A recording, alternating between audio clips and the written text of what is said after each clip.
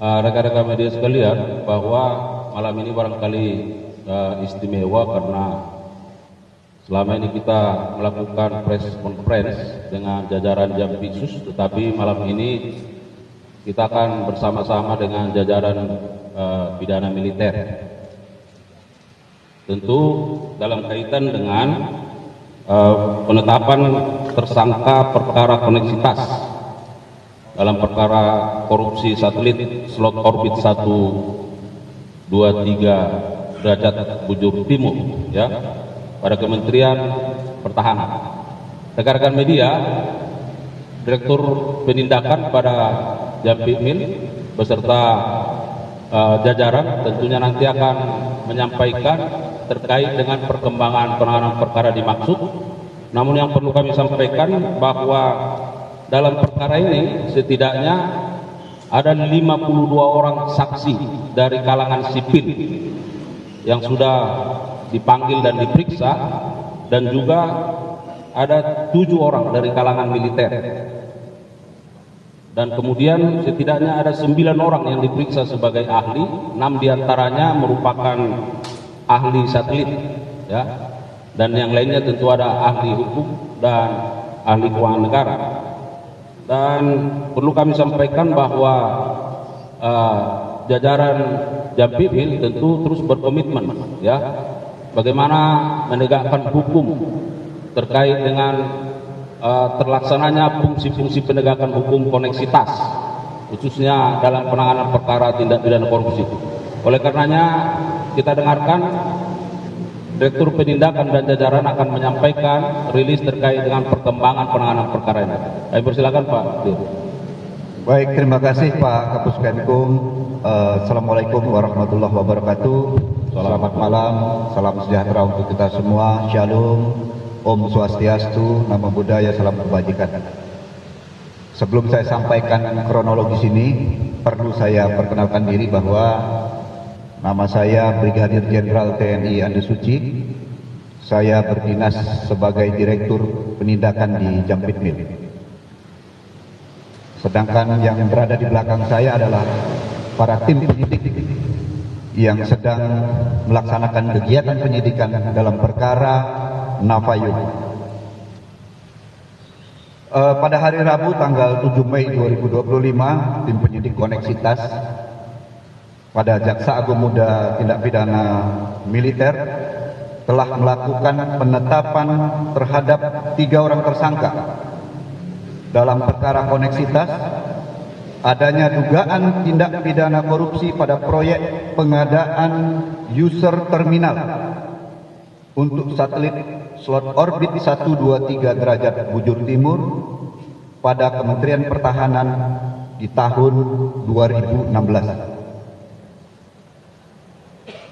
Tindak pidana tersebut terkait pelaksanaan pengadaan berdasarkan agreement for provision of user terminals and related services and equipment antara Navayu International AG dan Kementerian Pertahanan tanggal 1 Juli 2016 dan sesuai agreement tanggal 15 September 2016 pada Kementerian Pertahanan yang dilaksanakan oleh Navayu International AG.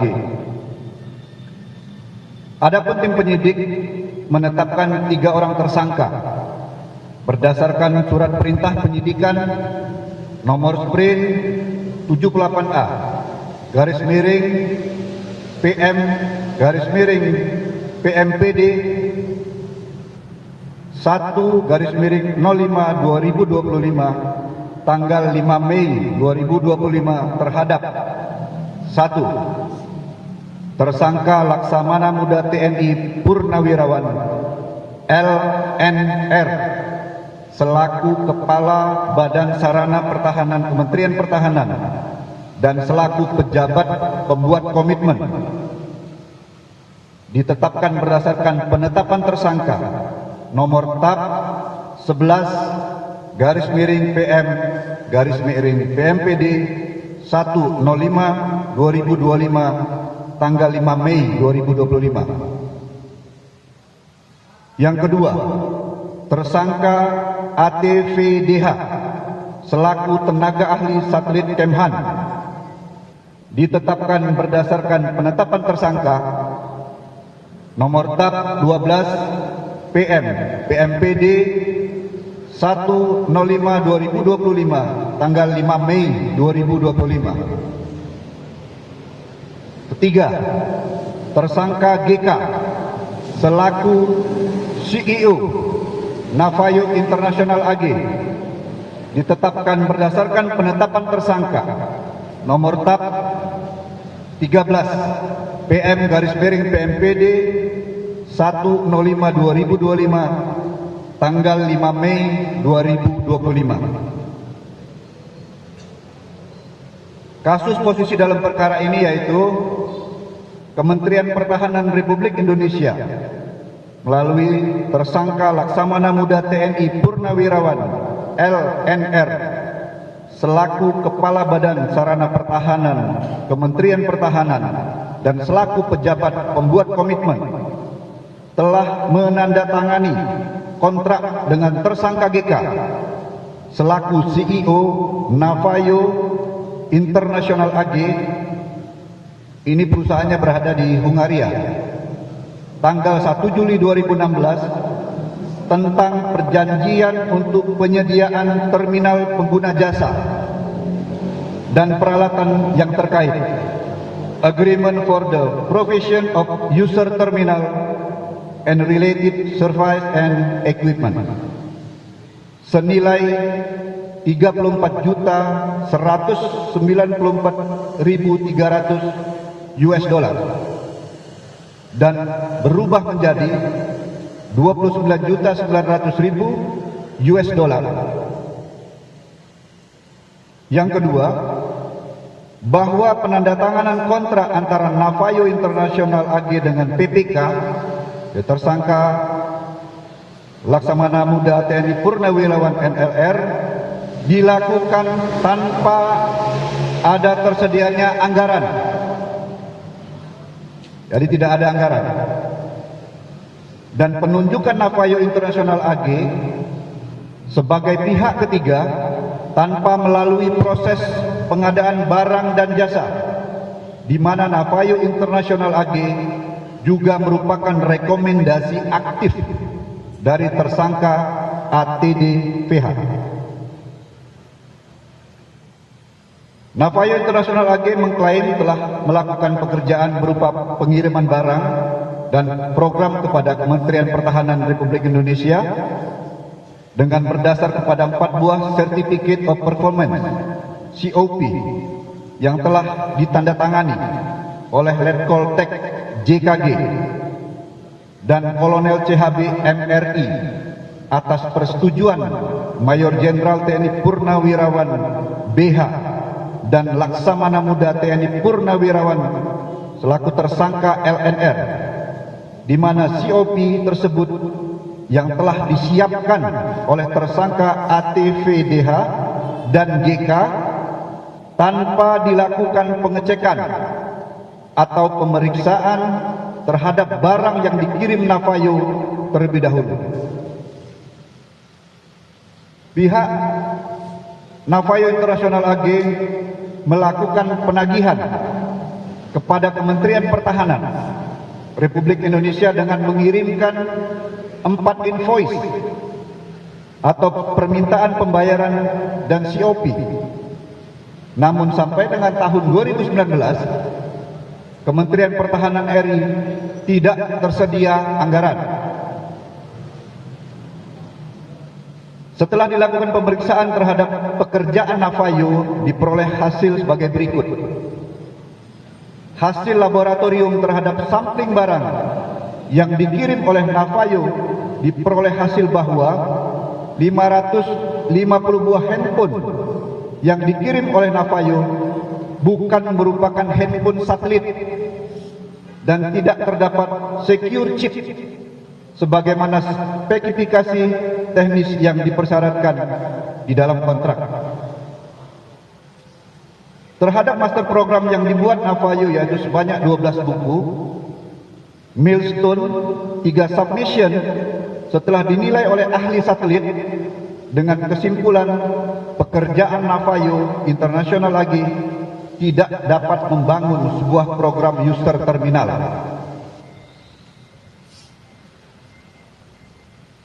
Yang telah disampaikan Bapak Kapus Penkum tadi, kami telah memeriksa saksi terdiri dari 52 orang saksi sipil, 7 orang saksi militer, serta 9 orang dari saksi ahli. Kementerian Pertahanan Republik Indonesia harus membayar sejumlah 20.862.822 US dollar berdasarkan final word putusan arbitrase Singapura karena telah menandatangani COP. Sementara menurut perhitungan dari BPKP, kegiatan yang telah dilaksanakan oleh Navajo International AG telah menimbulkan kerugian negara sebanyak 21.384.851,89 US dollar. Untuk memenuhi kewajiban pembayaran sejumlah 20.862.822 US dollar berdasarkan final word putusan arbitrase Singapura dan permohonan penyitaan Wisma Wakil Kepala Perwakilan Republik Indonesia, Rumah Dinas Atase Pertahanan dan Rumah Dinas atau Apartemen Koordinator Fungsi Politik KBRI di Paris oleh jurusita di Paris terhadap putusan Pengadilan Paris yang mengesahkan putusan Tribunal Arbitrase Singapura tanggal 22 April 2021 yang dimohonkan oleh Navajo International AG atas putusan Arbitrase Internasional Commercial Court atau ICC Singapura. Adapun pasal yang disangkakan yakni diduga melanggar primer pasal 2 ayat 1 junto pasal 18 Undang-Undang 31 tahun 1999 sebagaimana diubah dengan Undang-Undang nomor 20 tahun 2001 tentang pemberantasan tindak pidana korupsi junto pasal 55 ayat 1 ke 1 junto pasal 64 KUHP. Subsidiar pasal 3 junto pasal 18 Undang-Undang nomor 31 tahun 1999 sebagaimana diubah dengan Undang-Undang nomor 20 tahun 2021 tentang pemberantasan tindak pidana korupsi junto pasal 55 ayat 1 ke 1 junto pasal 66 KUHP. Lebih subsidiar pasal 8 junto pasal 18 Undang-Undang nomor 31 tahun 1999 sebagaimana diubah dengan Undang-Undang nomor 20 tahun 2001 tentang pemberantasan tindak pidana korupsi junto pasal 55 ayat 1 ke 1 junto pasal 6 KUHP. Demikian yang dapat kami sampaikan terkait dengan penetapan tersangka kasus yang terjadi di Kementerian Pertahanan. Kami mohon doa restu kepada kawan-kawan sekalian supaya tim penyidik bisa melaksanakan tugas ini secara maksimal. Terima kasih. Baik, terima kasih Pak Dirdak. Saya kira kalau ada beberapa pertanyaan, silakan.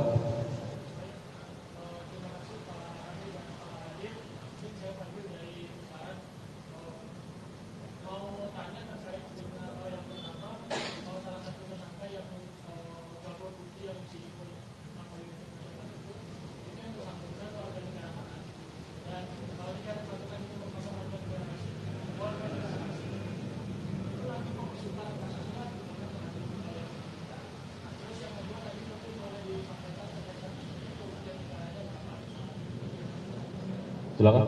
Ya. Baik, Gabor Putih ini warga negara Hungaria, ya. Nanti pelaksanaan pemeriksaannya tetap dilaksanakan di sini, di sidang di sini nanti secara lanjut tim penyidik nanti akan mengembangkan pemeriksaan itu, Mas. Kerugian negara dirupiahkan sekitar 300 miliar. Kalau kala itu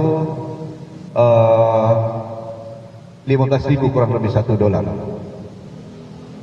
Barangkali tambahannya bahwa penyidik pada perkara ini sudah juga melakukan koordinasi dengan berbagai instansi terkait dan sudah melakukan upaya-upaya pemanggilan terhadap yang bersangkutan. Yang mudah-mudahan dengan kerjasama yang baik lintas kementerian, tentu pada waktunya nanti yang bersangkutan bisa memenuhi panggilan dari penyidik untuk dilakukan pemeriksaan. Saya kira begitu. Ada yang lain? Silakan.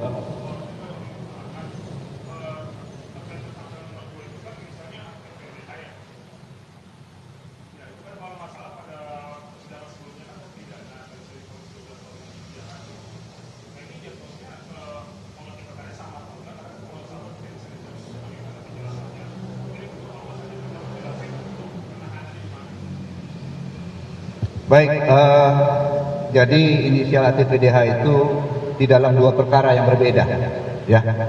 Jadi perkara pertama dia sudah diputus, tetapi ini dalam perkara yang berbeda. Fungsinya kala itu dia adalah sebagai perantara, sehingga nanti diputuskan dalam perkara yang berbeda. Yang atas yang sudah inkrah ini kan perkara satelit yang di atas. Kita lagi mengolah satelit yang ada di bawah. Ya. Sementara yang sekarang sedang ditahan di Rutan Cipinang. Salemba ya. Jadi tambahannya bahwa terhadap yang bersangkutan ini baru penetapan tersangka, ya, karena yang bersangkutan itu sudah inkrah, ditahan dalam perkara lain, ya, menjalani hukuman. Nah, terkait dengan yang penyampaian Pak Dirdak tadi, yang perkara yang pertama itu urusan langit, ya, karena orbit di langit, sedangkan ini urusannya yang di darat, ya. Tetapi tersangka ini sebagai broker terhadap dua perkara itu, ya, bisa dipahami. Dia sebagai broker terhadap perkara yang pertama, juga terhadap perkara yang kedua, sebagai perantara. Nah, perkara yang pertama dia sudah dihukum, sekarang sebagai tersangka dalam perkara yang kedua. Silakan.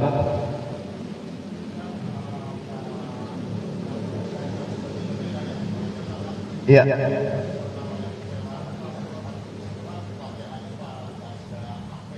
Iya. Beda, Pak. Ini dalam perkara yang berbeda, sehingga pejabatnya pejabat yang lain. Iya. Kalau yang perkara pertama beda pejabat.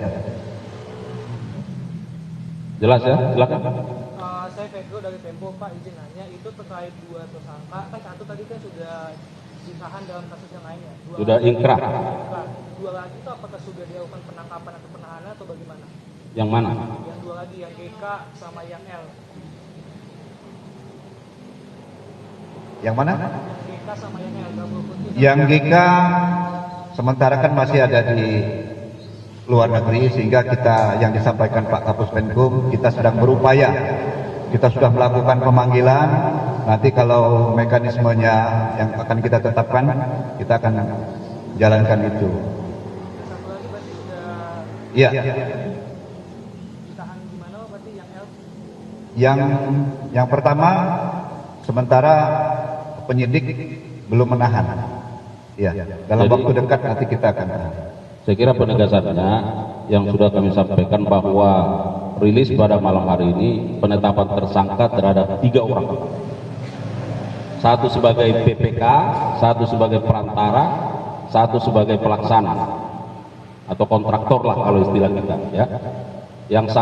Nah, terhadap penetapan ini belum dilakukan upaya-upaya pemaksaan atau upaya paksa seperti penahanan dan seterusnya, karena ini masih akan berproses, ya. Saya kira begitu. Ada lagi? Silakan.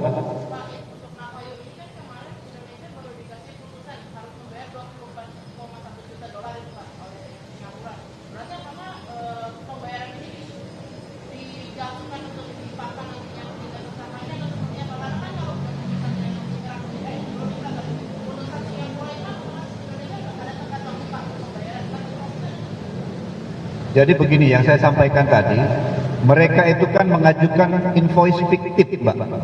Invoice fiktif itulah yang diajukan ke pengadilan. Sehingga setelah kita periksa bahwa ini dananya tidak ada, Kementerian Pertahanan itu tidak akan bisa membayar karena dana itu tidak ada. Yang dimainkan antara PPK dengan CEO tadilah, dia memainkan invoice fiktif untuk dimajukan mengambil keuangan negara.